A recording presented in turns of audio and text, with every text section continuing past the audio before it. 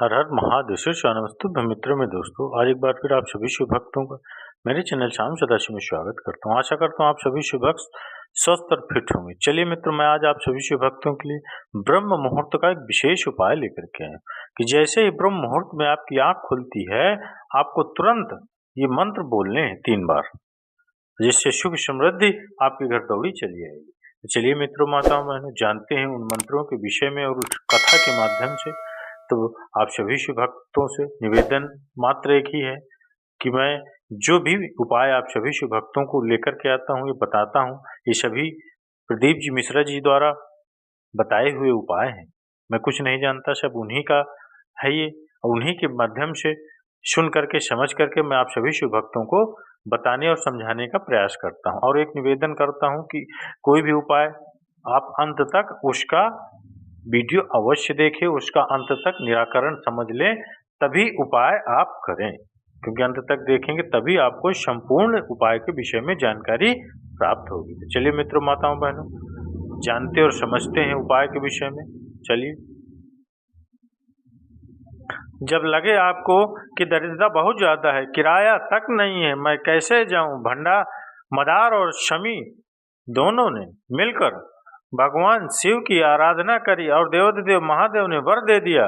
सुनो शमी और सुनो मंदार, यदि कोई भूल से भी आपकी पत्ती, आपका पुष्प मुझे समर्पित कर देगा, सुनो मंदार, सुनो शमी, अगर कोई भूल से भी आपकी पत्ती, आपका पुष्प मुझे समर्पित कर देगा, उसे हजारों अश्वमेघ यज्ञ के स्नान का जो पुण्य होता है वो एक क्षण में प्राप्त होता है। एक झटके में हजारों यज्ञ, अश्वमेघ यज्ञ के पुण्य, हजारों अश्वमेघ यज्ञ का पुण्य एक क्षण में प्राप्त होता है। ये मंदार, ये शमी, हजारों अश्वमेघ यज्ञ का पुण्य एक साथ। शमी की पत्ती तो आप जानते ही होंगे, आपको मालूम होगा शमी की पत्ती। मंदार पुष्प भी आपका देखा हुआ है। अब शमी की जो पत्ती होती है, वो शमी की पत्ती को भगवान देवाधिदेव महादेव पर चढ़ाने का, समर्पित करने का, शमी की पत्ती जो होती है वो शमी की पत्ती को चढ़ाने का एक नियम भी होता है। महाराज, थोड़ा सावधानी से सुनना इस नियम को, जो आपके जीवन को सार्थक बना सकता है। शमी की पत्री को चढ़ाने का एक नियम, बड़ा सुंदर नियम, आपके जीवन में उतारने लायक। महाराज, ये ध्यान से समझिएगा, गौर से सुनिएगा इस नियम को। जब सारा श्रृंगार मेरे देवाधिदेव महादेव का हो जाए, बहुत ध्यान से सुनना, ये प्रसंग आया नहीं कभी।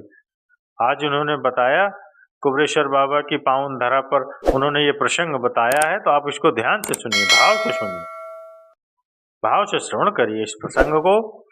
पत्ती, शमी की जो पत्ती होती है, वो शमी की पत्ती को कब, कैसे और कहाँ चढ़ाना चाहिए, और शमी की पत्ती का फल क्या होता है, वो भी आज अपन समझ लें। शमी की पत्ती संपूर्ण स्नान भगवान का हो जाए, संपूर्ण स्नान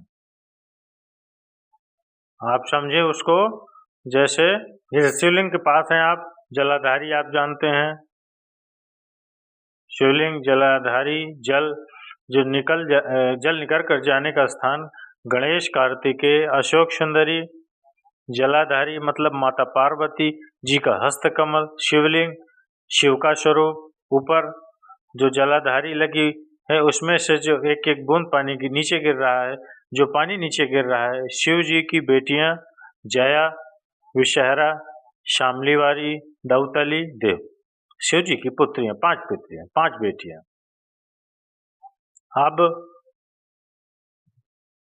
जब देवाधिदेव महादेव को शमी का पत्ता चढ़ाया जाता है, कब चढ़ाते हैं, जब आपने संपूर्ण जलाधारी को हाथ से साफ कर दिया, शिवलिंग पर जल चढ़ा दिया हो, शिवलिंग का पूरा श्रृंगार आपने कर दिया, संपूर्ण श्रृंगार मेरे देवाधिदेव महादेव का हो गया, संपूर्ण श्रृंगार।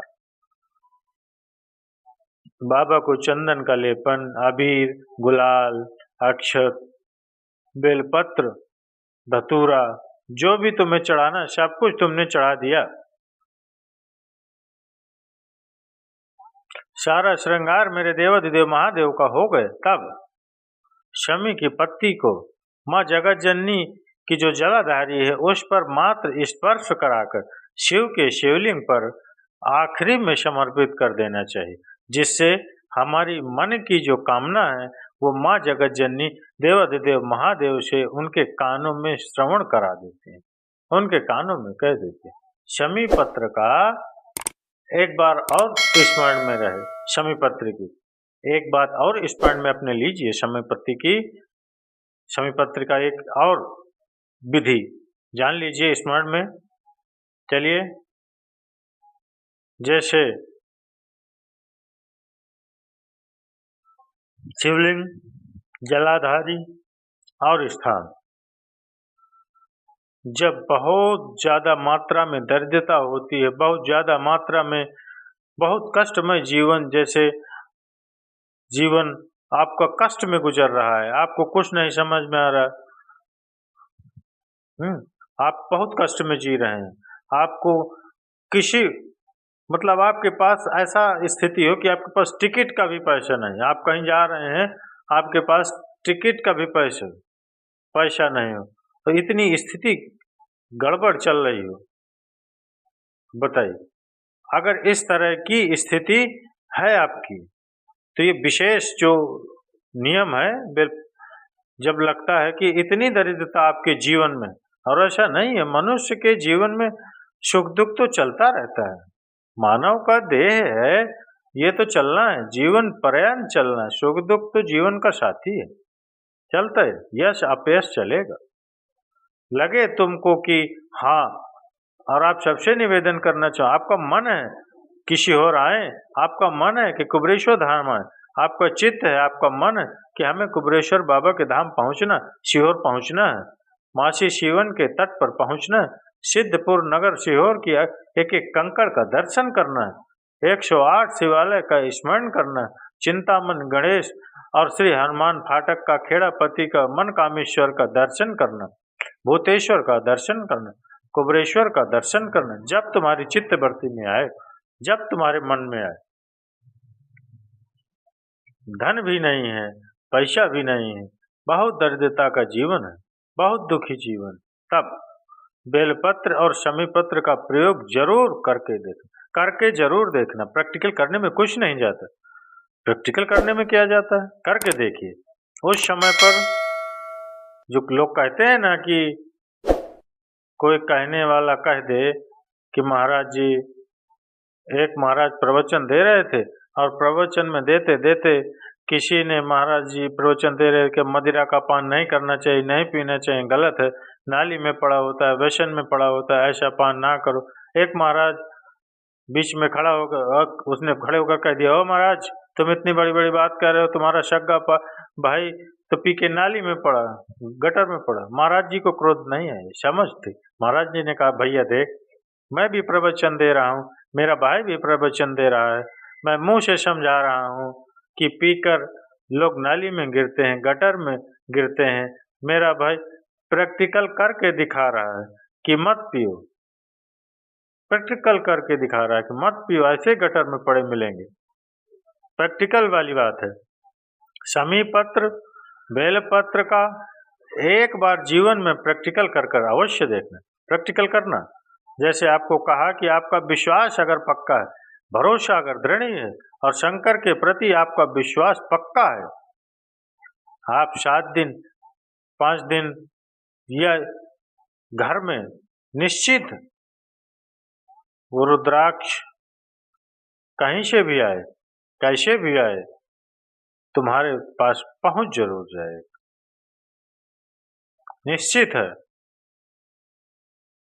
और ये कहीं से भी, कैसे भी, किस रूप में आए, कहाँ से आए, क्या करे, वो उसके ऊपर देगा, वो विश्वास लेकर, भरोसा है, दृढ़ता है। उस बच्चे ने परीक्षा दी,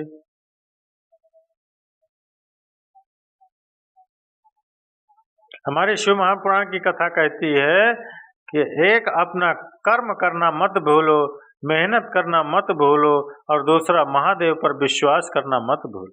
ये शिव महापुराण कहते हैं। कर्म करना मत भूलो, मेहनत करो, दिल से करो, महादेव संभालता है। वो महादेव है, कहीं ना कहीं किसी रूप में संभालता है। आओ तत्व शिव तत्व जानिए। आओ घड़ी जब लगे आपको कि दरिद्रता बहुत है, जब लगे आपको कि दरिद्रता बहुत ज्यादा है, किराया तक नहीं है, मैं कैसे जाऊं, कैसे उस महादेव के दर्शन कर पाऊं, कैसे उसके चौखट तक जाऊं, कैसे उसको नमन करूं, तब उस जगह पर आप एक बेलपत्र, जहां से जलाधारी बहती है उधर एक बेलपत्र, जहां जलाधारी के ठीक विपरीत की स्थिति में, और 7 शमी पत्र मेरे महादेव के ऊपर, केवल आपके हृदय की बात कहते हुए शमी पत्र और बेलपत्र इस तरह से समर्पित। पहले ध्यान रखना, पहले पूरा श्रृंगार, स्नान, पूजन, चंदन, अक्षत, गुलाल, अबीर सब हो जाए, उसके बाद की बात है। उसके बाद की बात है, एक बेलपत्र इधर, एक बेलपत्र उधर, और उसके ऊपर 7 शमी पत्र के पत्ते एक एक कर करके चढ़ाना, पूरे इकट्ठे कर करके नहीं, एक एक कर करके चढ़ाना। बाबा से विनती करते हुए, कांटों से भरी हुई शमी है जिसको तूने निहाल कर दी है, मेरी जिंदगी भी कांटों से कम नहीं है, मैं जानती हूँ तो मुझे भी निहाल कर देगा, तो मुझे भी निहाल कर देगा।